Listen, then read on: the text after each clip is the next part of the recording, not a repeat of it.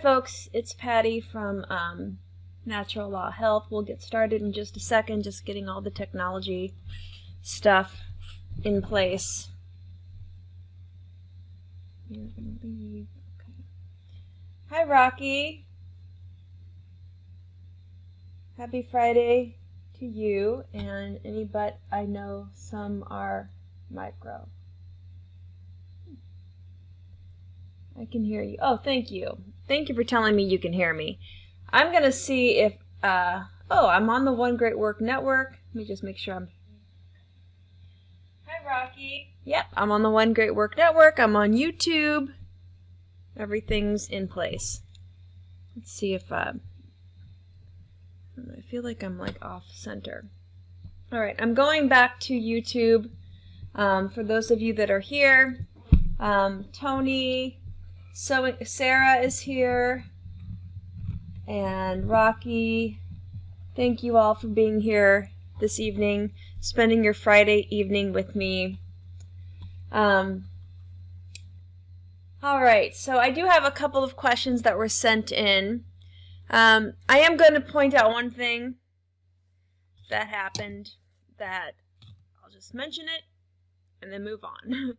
But this past Sunday, one of my fur children did pass away. You might remember behind me there was a doggy bed with my dog, Willard James McGee. And he had been struggling, was having a hard time walking, and he was just kind of sleeping quite a bit. And Sunday morning, I hope you all can hear me. It looks like I'm frozen on YouTube. I don't know. I'll refresh my page. But Sunday morning, James McGee. Sunday morning, he decided he wanted a new body. Whew. It's still hard.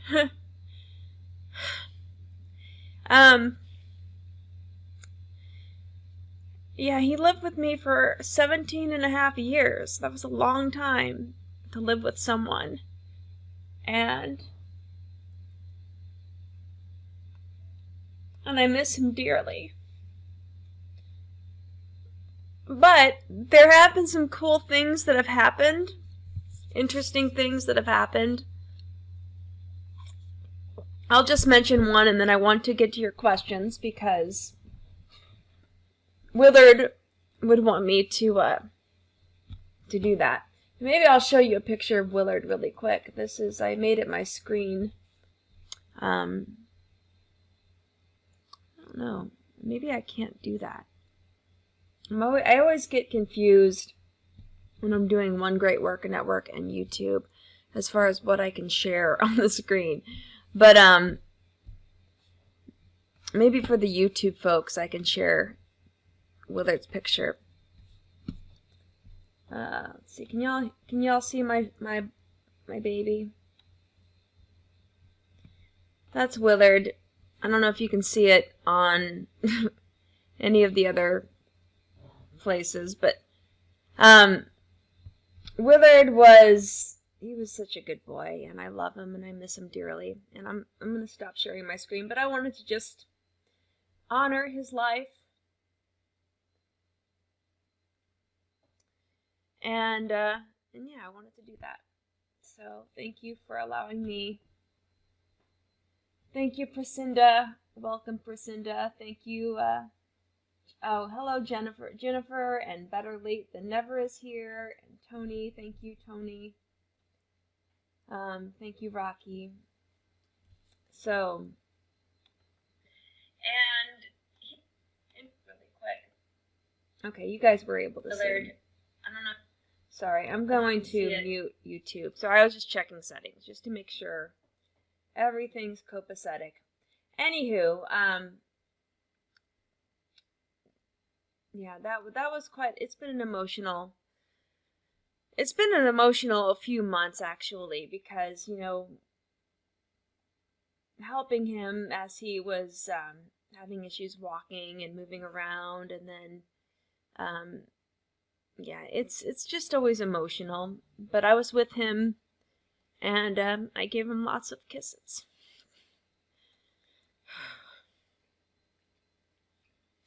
But I know he was with me, and I'll share one story that was kind of cool. I think this happened on Monday. I think it happened on Tuesday, actually. Wait, when did trash go out? Trash went out on Monday, so it must have happened on Monday, I think. Yeah. So they picked up trash Monday morning. And later in the afternoon, I was going out to pick up my trash can, and as I was walking down my driveway, this like bug hit me in the head. And I'm like, what the heck was that? And then I noticed a butterfly was flying around. I'm like, that's interesting. And then I grabbed the trash can and I'm rolling it back to my house, and the butterfly landed on the trash can and just sat there and stared at me while I was rolling the trash can back to where I place it. And I just kind of felt Willard's presence, and I kind of feel that way about butterflies. I kind of feel like, butterflies, they come from, I don't know, they're like magical little flying creatures, and I feel like they're spirits, and I feel like it might have been easy for Willard to kind of fly around in that little butterfly body while he's, free and having just a joy wherever he might be. So anywho, yeah, so, and I'm glad Better Late Than Never is here. And I'm glad you're in the chat, so thank you for being here. And now you can ask questions. That's great. Rocky writes, butterflies remind me of my mom. That's so sweet. And I saw another butterfly in the backyard earlier today, and it just made me feel like Willard was around. Lucinda writes, Willard's passing. He was a very blessed soul. You're an amazing animal mom. Thank you so much. Hi, Stephanie. Welcome, Stephanie. And all right, so anywho, today I'm taking your questions, and like I said, I had a couple that were sent in. One was sent in through, I think, Facebook, and the other one was messaged to me. Was it like somebody put it on a Facebook post? So I'm going to pull both of those up if I can pull them up. And I'll go to the one that was the first one that was sent to me. I'll just go in the order that they were received, and then I'll get to the ones that are typed into the chat box. So 2 questions, and this is from Gary. He writes, there's a parasitical fungus named cordyceps. You can view videos of it on YouTube, infecting different insects and essentially turning them into zombies.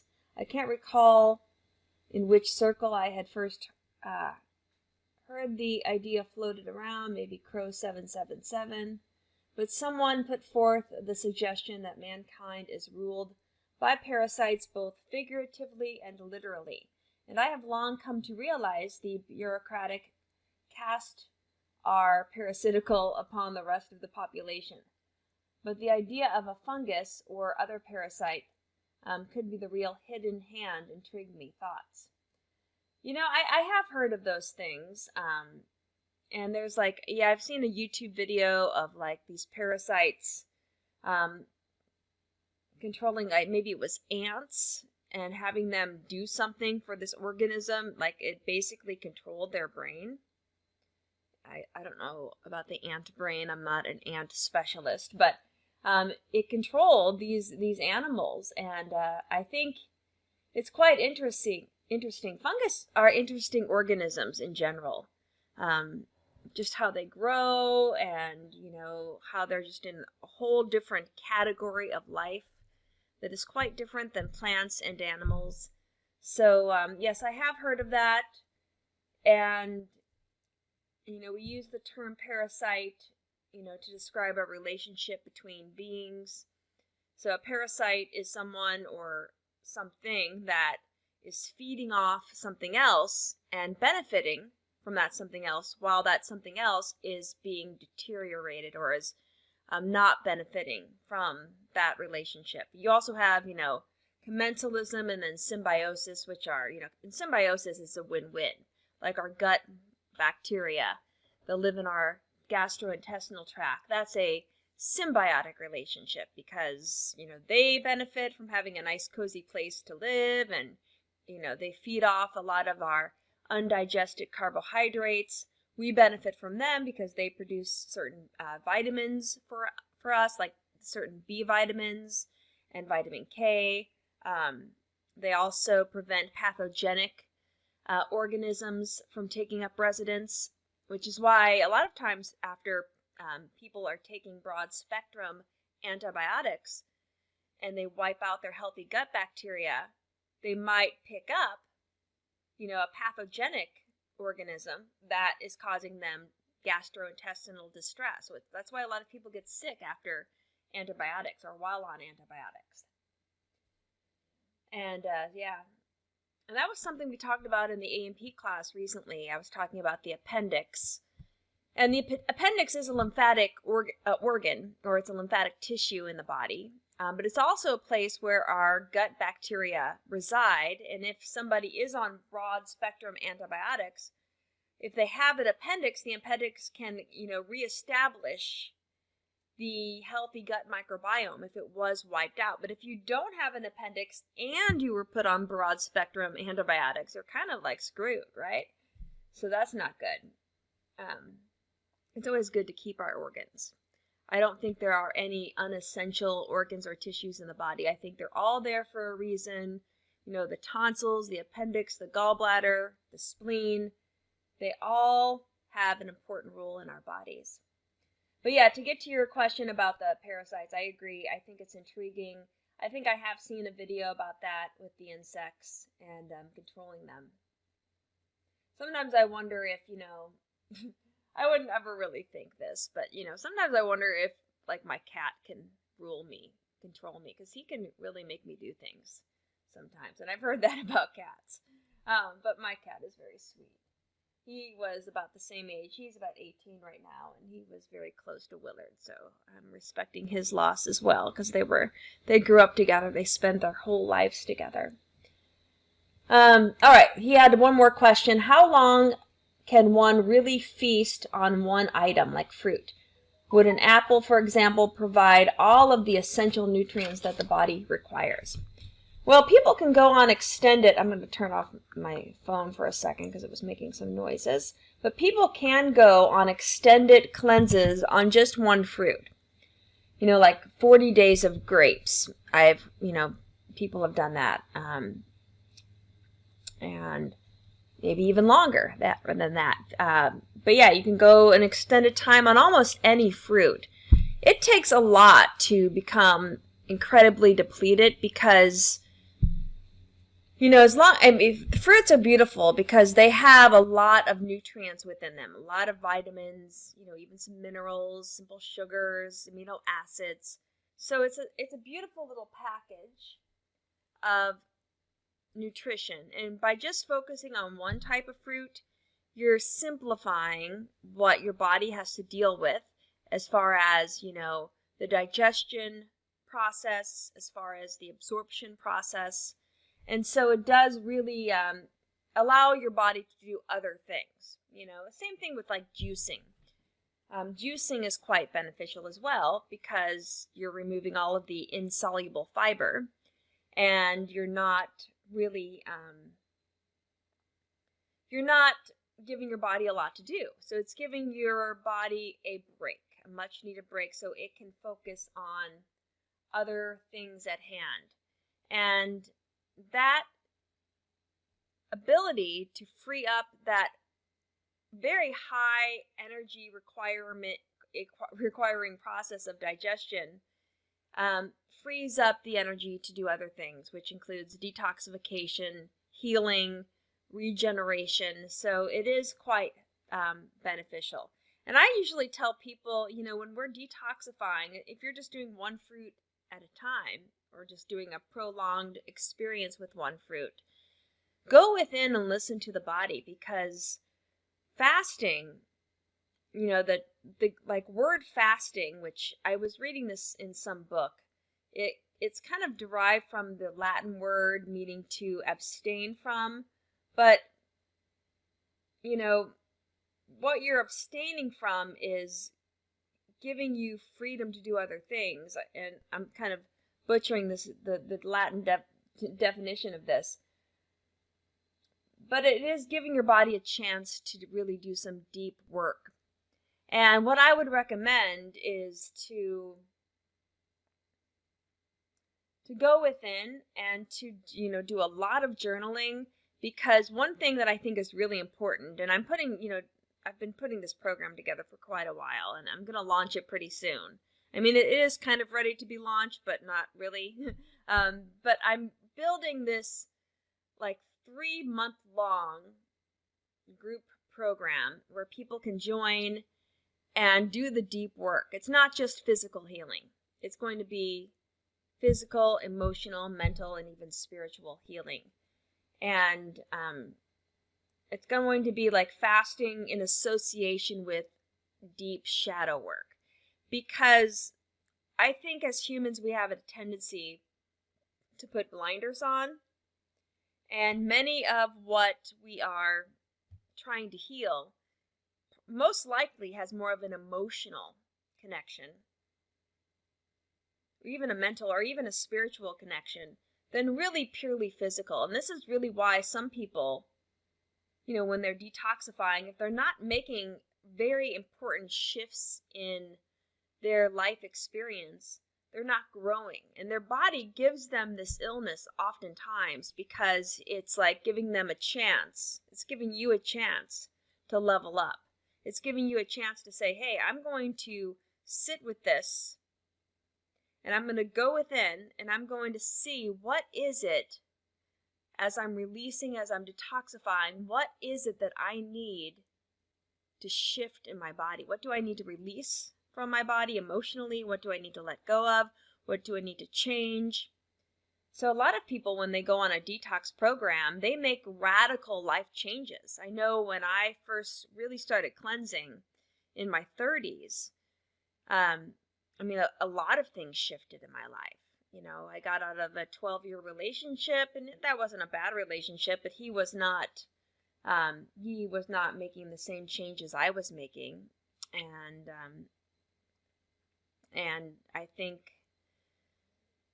I hope that the ending of that relationship was good for both of us, because I know it was really hard on him, and he needed to make some foundational changes, though, right? Because he was addicted to certain things, and I was breaking free from addictions, especially, the addictions to cooked foods, which is the hardest addiction for many people to break free from, because it is addictive. Processed food ingredients are very addictive. So anyway, I wanted to just point that out, because that's the healing I think many of us need. And we have to go within and look at the shadow, because all of, this is shadow work. I think the detoxification is the ultimate shadow work, because you are, first of all, taking control of your own health.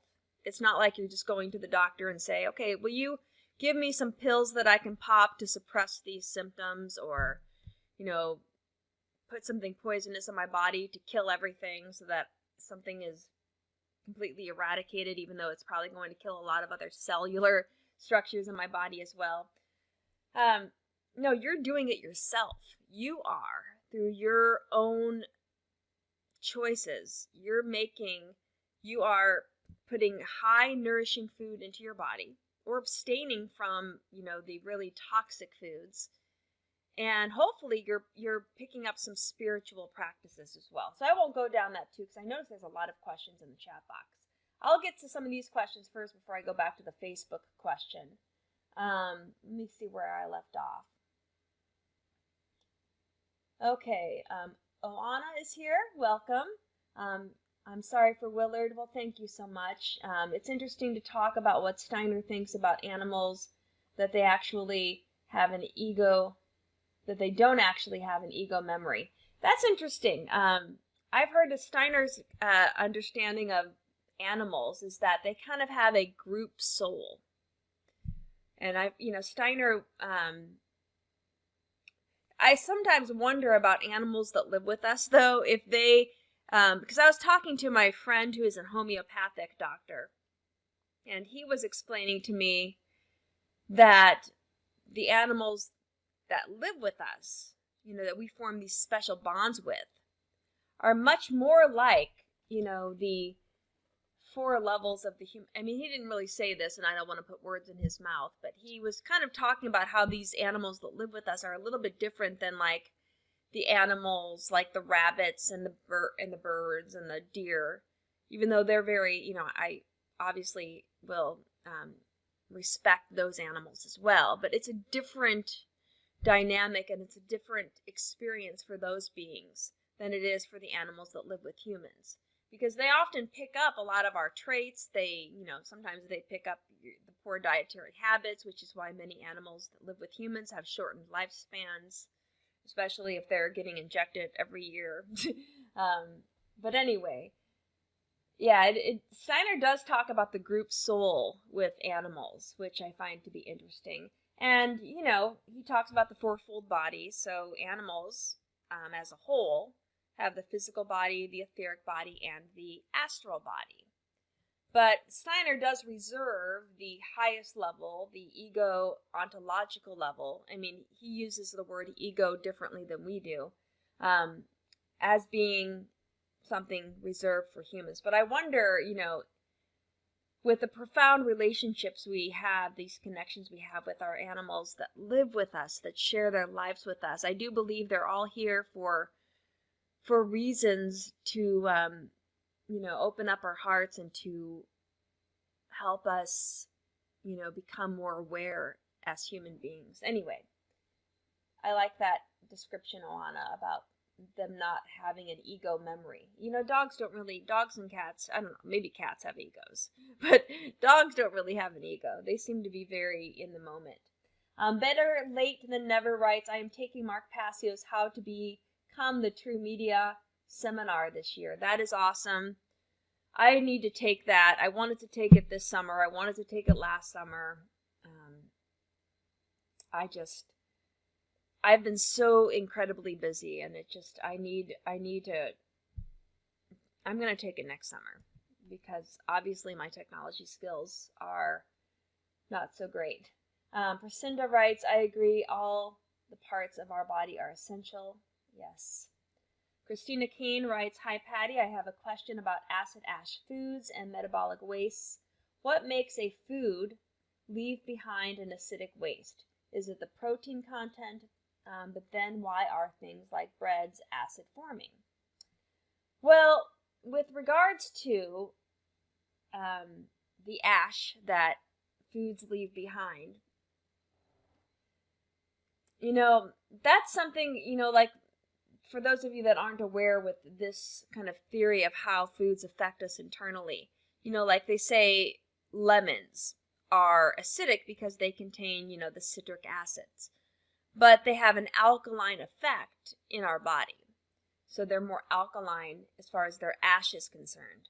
I don't know what specifically would cause, if it's the protein content or if it's the, after it is metabolized, what waste products are produced. Because I believe a lot of these waste products are acids. Like if you look at cellular respiration, like at the Krebs cycle, for instance, all of the intermediates, most of the intermediates are acids. And whenever we metabolize anything, like especially anaerobic metabolism, lactic acid is a common byproduct. I mean, somebody can produce so much lactic acid that it can put them into metabolic acidosis. When we process alcohol, that is converted into an acid. So all of these things we take in that are not so healthy for us, they tend to produce metabolites that are acid forming. So I think that could be part of it, but I'm not too much of an expert on that theory. It could be something else. Christina writes also, what's the difference between digestive waste, like the ash Dr. Morse talks about, and cellular waste, and how do each take place? Well, digestive waste products are formed in the digestive tract. So when those foods that we eat that aren't absorbed, anything left behind that we, end up defecating or pooping out in the toilet, that's a digestive waste product. The cellular wastes are those products that were broken down in the digestive tract and absorbed into our bodily fluids, either into the blood or the lymph, and then sent to the cells. They get metabolized for energy. So something happens with those nutrients. The cell uses them. And a lot of times in those metabolic processes, waste products are released. And then, they have to be sent to the kidneys in order to be eliminated from the body. So a lot of those wastes end in the urine. So internal waste products, cellular waste products, exit through the urine or the skin. If the kidneys are weak, the skin takes up more of the excretion, even the lungs, and some of the cellular waste can end up in the colon, especially when sent to the liver, and the liver can, spew it out into the gallbladder and then push it into the colon itself. So some of it doesn't end in the colon, but a lot of it is going to go through the kidneys. Hopefully that answers your question. Oana has a question. My question is about spirituality, my favorite questions. Although Dr. Morris is the expert in that topic, I learned from him, and I love his spiritual talks. I would really like to hear your thoughts about Dr. Morris's spirituality and his Worlds of Gods map, and Rudolf Steiner's anthroposophical work.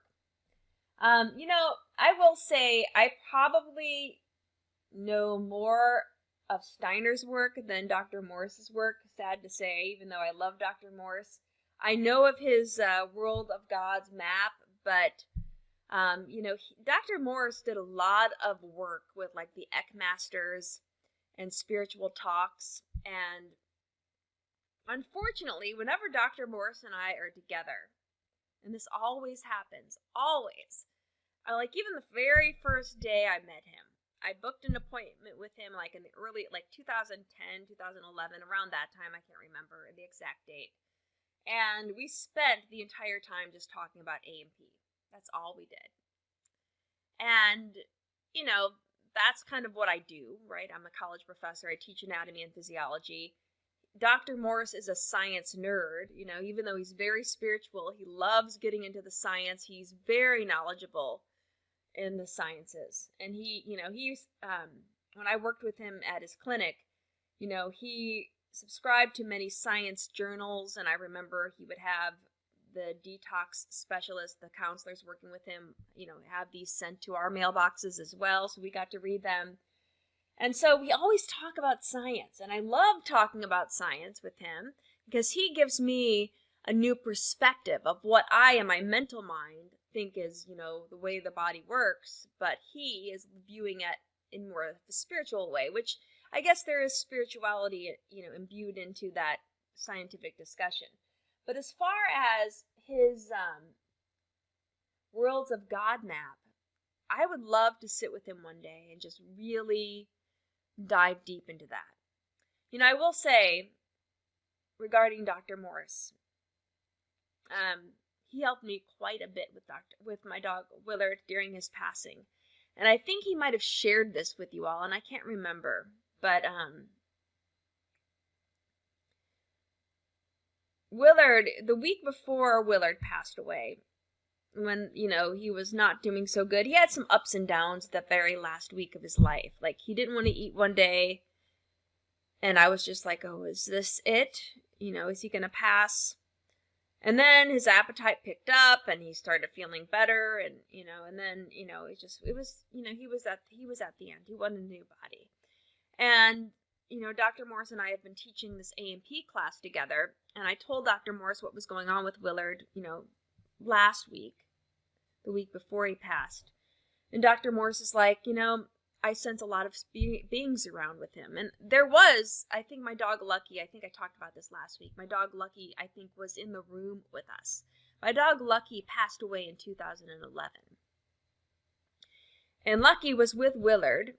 because Willard was 17 and a half. Willard was like maybe, I don't know, 5 or 6 when Lucky passed away. But they were very close, and I really feel like Lucky passed on a lot of her gentle presence onto Willard, because Willard had a demeanor very much like Lucky, and he learned a lot from her. And that day when I was talking to Dr. Morse, a couple of strange things happened. First of all, I thought Lucky was in the room with us, and my dog Francis, who's over here laying with a ball in his mouth, I don't know if you can see him. Do you see that? Right there? That's how he lays, with balls in his mouth. He's always ready for somebody to throw the ball. That's my dog, Francis. Anyway, that's the couch Francis sleeps on. And Willard was on a doggy bed behind me, and Francis was not sitting on that couch. But Francis walks into the room, and he starts barking at the couch. And I saw like this little indentation on the couch. I'm like, that looks kind of weird, but it could have been from one of the dogs that were sitting there before. But Francis was barking as if someone was in his spot. Like if you know, my cat, or if Loretta, my other dog, is sitting there, Francis will bark until that person or dog moves. And so Lucky might have been sitting there, and Francis might have been feeling Lucky's presence. Anyway, that happened, and Dr. Morse was telling me he could feel the presence of others. And then, I think I told you the crystal story, but I was putting moldavite crystals, I had 3 of them, on Willard's body. I started doing this about 6 months ago when he was having a hard time walking, and his little legs were like starting to, you know how when older dogs stand and their legs start falling, you know, like they can't hold themselves up. And I lost one of the crystals in my bedroom, and then I couldn't find it for 2 days. And then while Dr. Morse and I are chatting via text, and I'm sitting with Willard, the 3rd crystal just magically appears on Willard in the place where I would have put it. And it was like I lost it in a totally different room. It was just craziness. All of these things, I think, it just is an indication that there's more to our reality than our limited human mind. You know, if we just keep everything at the physical level. You know, connecting this to your anthroposophical work and Steiner's work, there's so much more. You know, and Steiner knew this. Steiner had that ability to tap in. You know, I believe Steiner was like clairvoyant, clairaudient. He had some of the old abilities that I think humanity used to have before we went into this Ahrimanic, you know, path.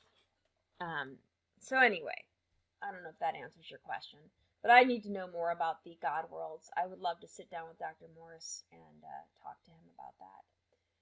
Okay, Rocky writes, if I work out fasted in the morning, it takes me out for the rest of the day. Do you know why this would be? People swear by fasted workouts. It makes me feel terrible. I intermittent fast. So there's a long period. Oops, did I miss the second part? So there's a long period between waking and my first food. I would love to get my workouts over. You touched on cell salts last week. Can you explain how they work? I never hear Dr. Morse talks about them. And then I used to take bioplasma years ago.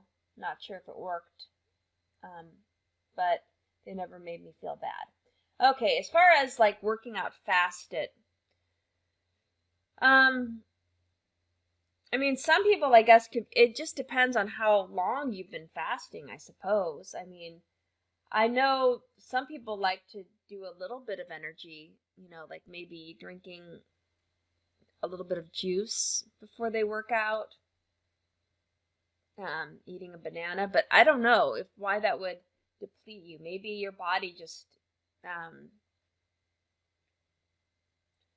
mean, if it's making you feel depleted, you might want to try maybe eating a little bit of something right before you work out. I know that might break your intermittent fast, and intermittent fasting has its place depending on, you know, how you're eating. If you're doing a juice cleanse, I would not intermittent fast, but if you're, eating whole foods, it's not harmful to intermittent fast, I don't think. As far as but if you're trying to get through a workout and you want the energy to do that workout, have a little bit of energy, but, keep in mind what you're doing the workout for. I mean, if you're trying to detoxify, heavy duty workouts add more acid to your body, right? So sometimes it's better to do lighter workouts. So if you're fasting, perhaps doing exercises that are gentler, like yoga or stretching exercises or Tai Chi, those might be better workouts for you. But, I'm not a fitness expert, so I don't know really if that's good advice or not. And then as far as the cell salts, Dr. Morse has talked about cell salts. And I think when it comes to the world of homeopathy, cell salts, which really aren't, they're kind of in the homeopathic category, being that they're potenized and they're diluted. And you can succuss them to energize them if you put them in water. But other than that, they're different because cell salts, they address deficiencies, whereas homeopathic remedies, in which they're classically prescribed, they just deal with symptoms. Dr. Morse isn't a big fan of homeopathy for that reason, because it's kind of like using it allopathically, even though homeopaths are homeopaths are the people that came up with the word allopathy. So allopathic comes from homeopathy. That's why a lot of times when you mention allopathic medicine, people look at you strange, like, what the heck is that? It's a term the homeopaths came up with to describe this crazy system of quote-unquote healthcare that focuses on using chemicals and surgery to address symptoms, whereas homeopaths use energetic, potenized remedies to address symptoms, but they're both addressing symptoms. Cell salts, though, address deficiencies. And I will say, before I move too far away from homeopathy, I really like homeopathy. I know Dr. Morse doesn't, but I really like it. I was actually studying homeopathy before I met Dr. Morse. I saw it do amazing things with my dogs. Dr. Morse kind of talked me out of really devoting too much of my time into homeopathy because he thought,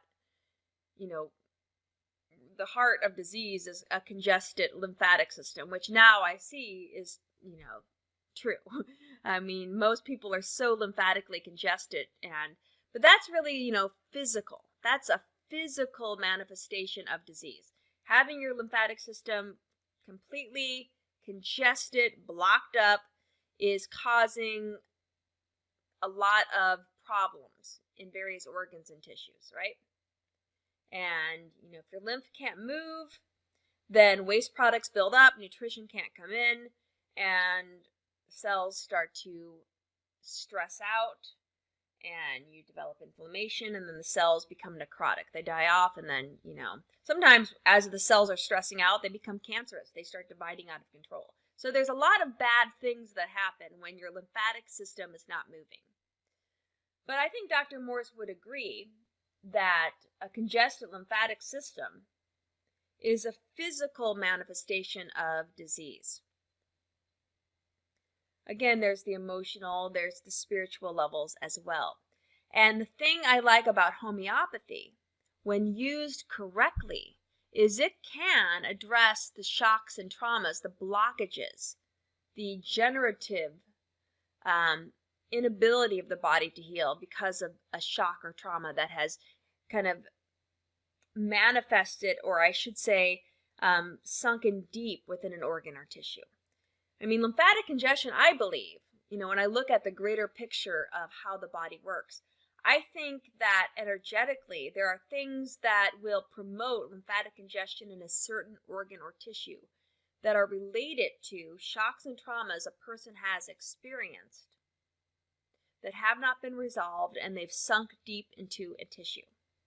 And a lot of this is connected to the 7 chakras. If we can even go with the 8th chakra that's above the head. But this is where the deeper work needs to be addressed, and this is where, people can heal and grow and enlighten themselves and raise their consciousness at the same time.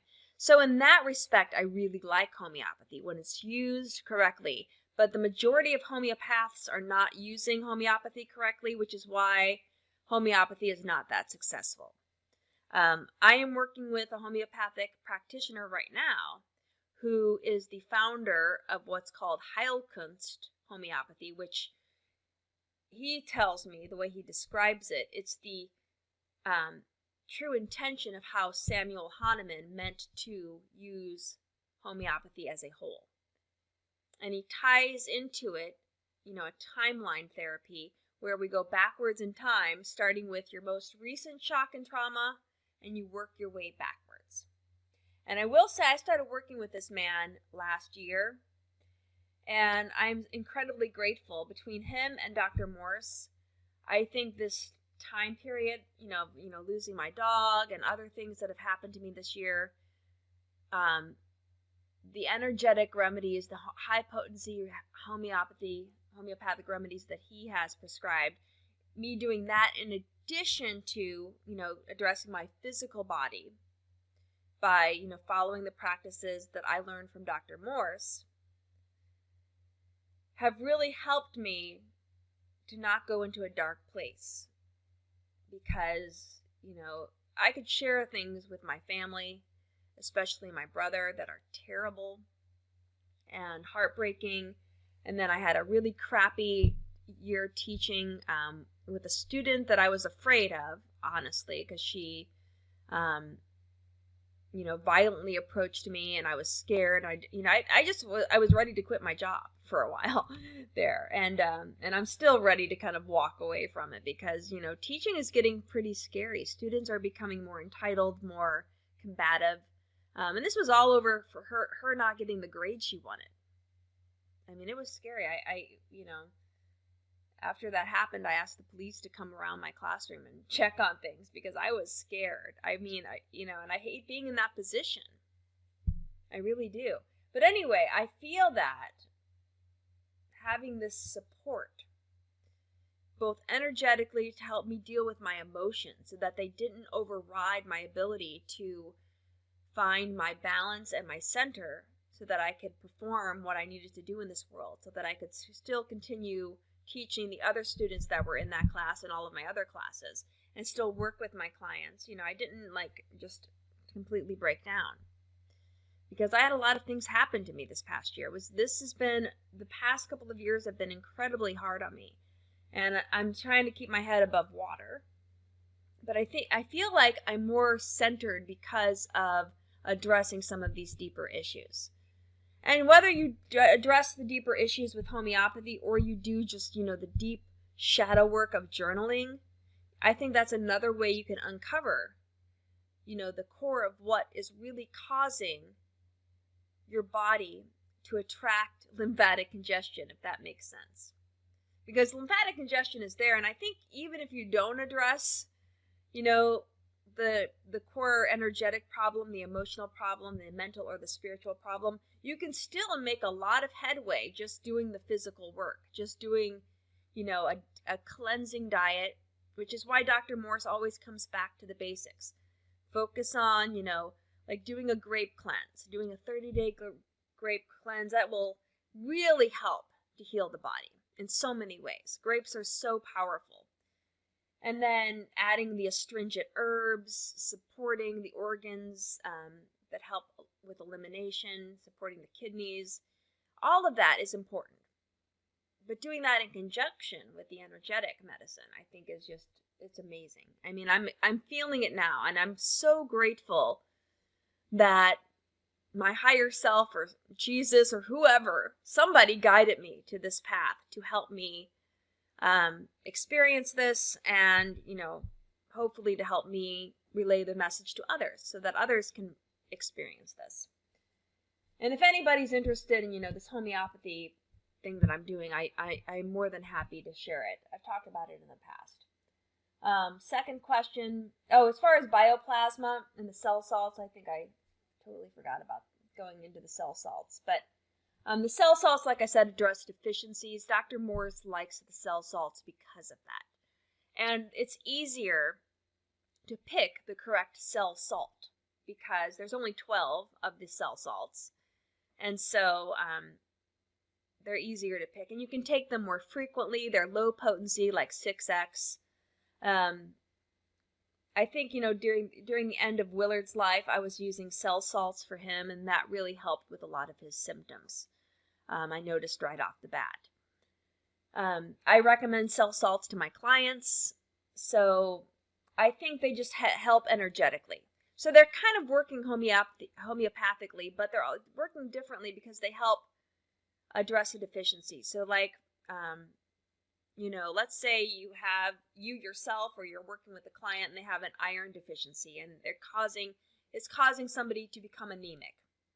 I mean, yes, there are things with diet you can do, with herbs you can do, but why not address it energetically with the cell salts to address the deficiency of the iron? So the cell salt, I think it's number 4, ferrum phos, would be a good one to take. And you would just take, a couple of the pellets under your tongue, let them dissolve naturally, take it away from food, and do it like 3 or 4 times a day. And by doing this, for a prolonged period of time, it slowly starts to rebalance the cell's ability to take up that mineral that you were deficient in. So it will address the deficiency of iron by helping the cells better get the iron from the foods and bring it into the cell that needs it to build the red blood cells more effectively. So that's how the cell salts are working. Hopefully that answers your questions. Second question, how important do you think parasite cleansing is? There is a medical doctor even saying that MS lesions in the brain of MS patients were parasite egg sacs. I've done a few parasite cleanses. I believe it. If you've ever looked into the work of Hulda Clark, Hulda, and then Clark, C-L-A-R-K, Hulda Clark. I mean, she was big time into the parasites, and she thought everything was caused by parasites. And I remember I was reading her book a long time ago, like before I knew Dr. Morse. Where was I in my life when I read her book? But,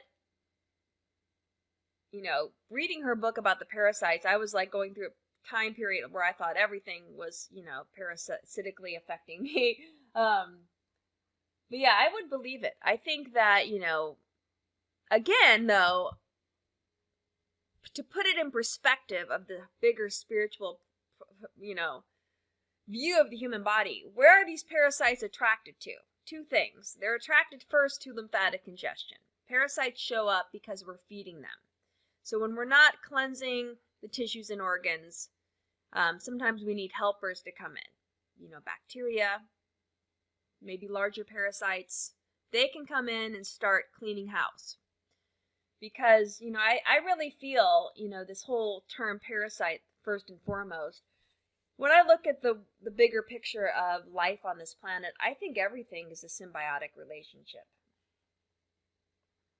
Okay? I think that even what we call parasitical is symbiotic. Because the parasites are showing up because our body is too lymphatically congested. It's not doing the job of cleaning house. So we need helpers to come in.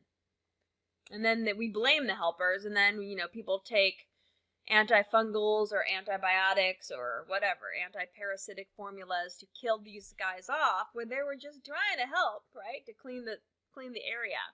Now, keep in mind, if, you're incredibly lymphatically congested and you've got so much congestion, these parasites can, break so much of the debilitated tissue down that it, can kill somebody, right? So sometimes it is important to step in with things like Parasite M and Parasite G to help clean house a little bit. But if you're doing that, if you're taking like the herbs for the parasites, the parasite herbs, like Dr. Morse's Parasite M and Parasite G, and you're doing a grape cleanse or a juice cleanse or whatever, you're going to be, strengthening the body, detoxifying the body, and all of that at the same time. So I think parasite cleanses are helpful. Rocky writes, I never saw any, but I know are so are micro. I don't know, Rocky, if I understand that. Oh, this is regarding the parasites. Sorry. Yeah, sometimes when you do parasite cleanses, I mean, some people do see the parasites in, like, their stools, but not always. I mean, some of these eggs are so tiny. The Bach flowers, which are also kind of in that homeopathy family. And Bach flowers was something when I worked with Dr. Morris, I think he was okay with me recommending, because I was studying, when I became a naturopathic doctor, I was learning a lot about the Bach flowers, and there was one, I think it's walnut, that is really good for parasites. So that's an energetic formula that can help the worms get out of you. Because it's dealing with the emotional level of why that worm was attracted to your body. So again, you don't want to just kill the parasites and not address the deeper issues of what attracted the parasites. The lymphatic congestion, the shock and trauma, the emotional issue dealing with that part of your body. And every part of the body deals with something. I mean, there's a lot of people that have looked into like what different parts of the body represent emotionally, and even like in your family dynamics. It's also interesting. Let's see. Also, how can someone figure out if they have parasites in their brain? I know a few people think they got toxoplasmosis from their cat. Aww. Well, I hope they didn't get rid of their cat, because poor cats. I don't think that,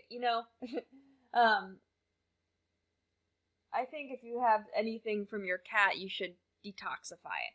I don't know how people can determine if they have parasites in their brain. I mean, I would think that would be something that would be revealed during autopsy, because most people would not want to have a biopsy of their brain, because you have to go through the skull. I guess you can go up the nose, but why would you want to breach such a valuable organ's, tissue? So, yeah. It's just, as a general rule, I think it's just good to detoxify continuously, to promote cellular regeneration continuously, eat a species-appropriate diet. That's kind of my foundational advice. Better late than never writes, does anyone know what particular foods should be eaten to improve vision or eye health? Most people will say carrots, but I was wondering if there are others. I think, the eyes are like any other organ in the body. I mean, they need to be detoxified. Carrots have beta-carotene in them, but most of the orange-colored fruits and vegetables have beta-carotene as well. And beta-carotene in our body, when it's absorbed, gets converted into vitamin A, which is a retinol-based vitamin, and that is part of, the photoreceptors in the retina of the eye. So, so that's why beta-carotene is so helpful. I don't recommend supplementing with beta-carotene. Get it from your foods. But, it's much better to get it. I would say any of your colorful fruits and vegetables would be good. Especially kind of the orange, yellow, kind of slightly red category. Hello, Charlene. Stephanie writes, hi, Patty. I am remembering correctly that Steiner followers are really into raw milk and dairy. Was Steiner a dairy proponent? I think I have this book Steiner wrote on food. And I don't know a lot about his recommendation of milk and dairy. The book I have, I'm sure has it in there, and I haven't gotten to that chapter yet. But, I know Steiner was so interesting that he, never would tell people how to eat, but he did kind of comment on, just how energetically how eating animals affected someone energetically. So I'm really surprised he would promote dairy. But I would also imagine that back in the day of Steiner's, when he lived on this planet, in the late 1800s, early 1900s, I don't think factory farming was as, pronounced as it is today, where the animals truly suffer in these factory farms. So, maybe on the farms back in the, where he was in like Austria, Germany, maybe the farms were more gentle with the cows. I still think, dairy is mucus farming, even if you're getting it raw, but still, I don't know. Who knows? That's one I can't answer, Stephanie, but good point. I don't know if I have the hiccups. I don't know if he was a dairy proponent. Charlene writes, do you use baking soda as a therapy? You can neutralize the body in this acidic world we live in. Yeah, well, you can use baking soda to, wash your fruits and veggies, but Dr. Morris will recommend, like, as a quick way to alkalize the body, baking soda. You can do that. It's not something to take in all the time, but yeah, it can be taken in to alkalize for sure. Better late than never writes, I think you said you had only water for 3 weeks. The longest I've gone was 48 hours with water and moringa powder. Yeah, I did a water fast for 26 days back in 1998. So 26 days was my water fast. And that's when I was interning with Dr. Joel Furman. And I was just interested in, I was really, when I was in medical school at that time, I was really becoming disenchanted with medicine. And I went to an osteopathic medical school thinking it was a little bit more holistic, but it was not. My first year of medical school, they gave all first-year students these huge books on drugs. I still have the books in my basement. It's like, why am I getting these books of drugs from the AMA? And then I realized, the AMA, their job is to sell drugs. They work for Big Pharma, and I don't want to get kicked off YouTube, so I'll leave it at that. But yeah, so I was noticing those kind of things in med school, and I'm like, and also other things going on in medical school. I just wanted out, and so I found Dr. Furman, and I wanted to find another way to help people heal. And he introduced me to natural hygiene, which opened the door to raw foods, which helped me find Dr. Morse. So, everything, doors open for you. And when you walk through that door through your own free will, you're encountering new experiences that help you grow as a person, right? And I think the same thing with illnesses, right? We become ill, we become lymphatically congested, or we have genetic weaknesses that are there to teach us something. So if you have a genetic weakness, if you were born with certain genetic weaknesses, I think it's good to look at, why is this weakness here? Why is this disorder here? Because by going within, many people have found new passions in life. And it is to help them either to reverse that genetic weakness or to live with it in a way that has allowed their soul to ascend or to become more conscious.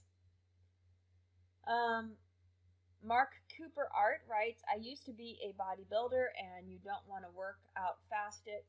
You will lose more weight if you carb load once a week. If you lift weights, then stop worrying about calories and you do supersets. If you lift weights, then stop. Yeah, Mark Cooper, I like it. I like that advice. I think it is good to do a little bit of, sometimes, it depends on what kind of workout. I'm not working out as much as I should be, but it never hurts to eat something, a little something, like a banana, half a banana, maybe a couple of dates. Jennifer writes, and doing all fruit diet helps restore one's body. Well, an all fruit diet will definitely help you cleanse and detoxify. Doing 100% fruit for like 10 years, I think some people have done it that long. I think, though, it's good to get a couple of greens in, maybe some nuts and seeds. So a variety is what I typically recommend. But prolonged periods, even people have juiced for a year. People have, I think I mentioned Sarah Erica in a previous video. She did juicing for 366 days because it was a leap year, mostly fruit juices. And she not only survived, she didn't die, but she healed herself from a very debilitating disease. So these will help cleanse the body of the congestion so that the body can rebuild more effectively.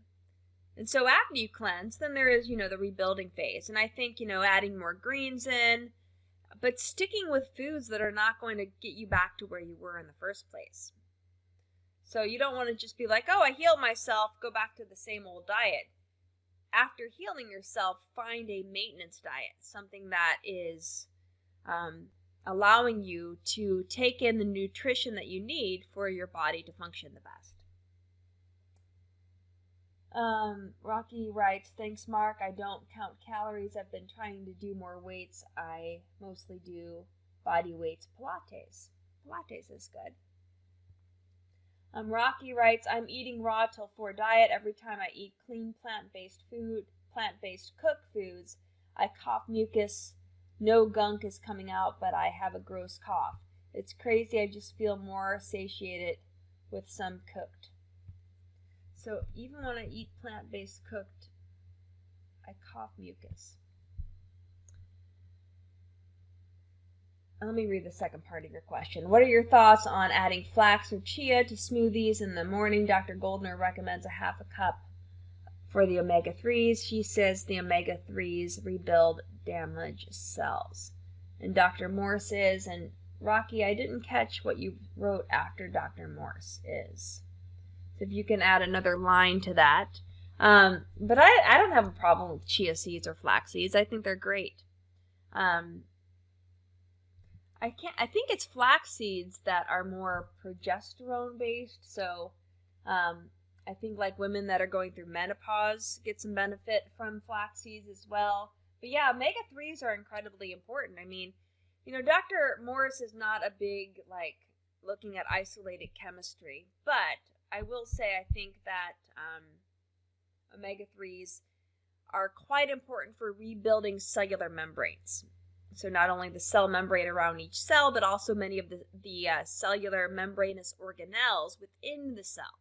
All of those need the omega-3s, and I think getting them, I think if you're doing flax seeds or chia seeds, it is good to throw them into a smoothie because then you break open kind of the shell of that seed, and it helps to release the fatty acids more effectively. Because a lot of these are quite easily oxidized. So you want to eat them freshly ground up. I think that's the best way to do it.